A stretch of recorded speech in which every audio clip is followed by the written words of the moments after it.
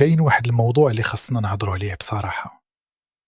موضوع كيسكتوا عليه بزاف الناس، ولكن كيدمر بزاف الشباب من الداخل. هو ضغط العائلة. شي شباب في 18 20 25 عام ما خدموش، كيوليو يسمعوا كل نهار: عول على راسك، راك كبرتي، شوف فلان فين وصل. ولكن قليل اللي كيسول: واش لقى الفرصة؟ واش الظروف سمحات؟ ولا غير كيجاهد باش يبقى واقف؟ راه ماشي كلشي اللي باغي يخدم كيقدر يخدم، وماشي كلشي اللي تأخر في حياته كسول. كاين شباب باغي يخدم وما لقاش، باغي يعاون دارو وما قادرش، ساكت ولكن معمر بالهم. والكلمة القاصحة كتدخل كتر من العصا. الضغط الزايد كيطيح الثقة، كيولد الاكتئاب، وكيخلي الشاب يحس براسو فاشل حتى وهو مازال ما عطاتو الحياة فرصته.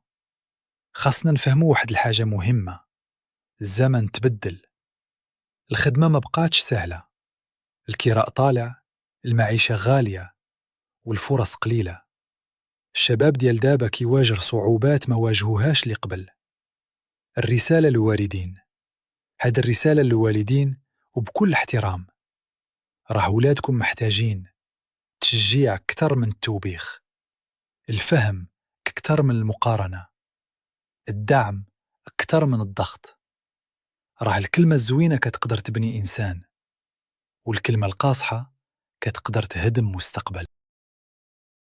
إلا شفتوا ولدكم تايه، راه باغي غير واحد يفهمو ويوقف معاه.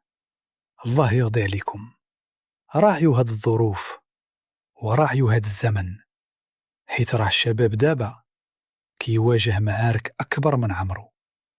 إلا حسيتي براسك في هاد الهضرة، راك ماشي بوحدك، وصوتك خاصو يتسمع.